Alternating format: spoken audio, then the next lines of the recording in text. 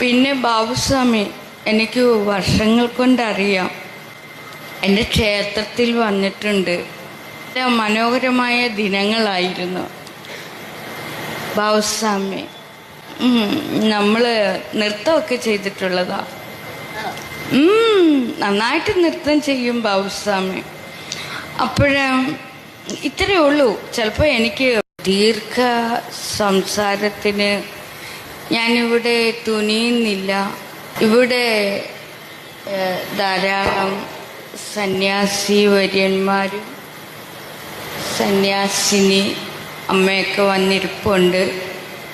അവരൊക്കെ സന്യാസിമാരാണ്, കാഷായ വസ്ത്രമൊക്കെ ധരിച്ച്. കാരണം എന്താണെന്ന് വെച്ചാൽ ഭക്തിയെക്കുറിച്ച് സംസാരിക്കാൻ എനിക്കറിയില്ല. ഭക്തി എന്നിൽ നിന്നും എപ്പോഴോ എന്നോ നഷ്ടപ്പെട്ടു പോയതാണ്.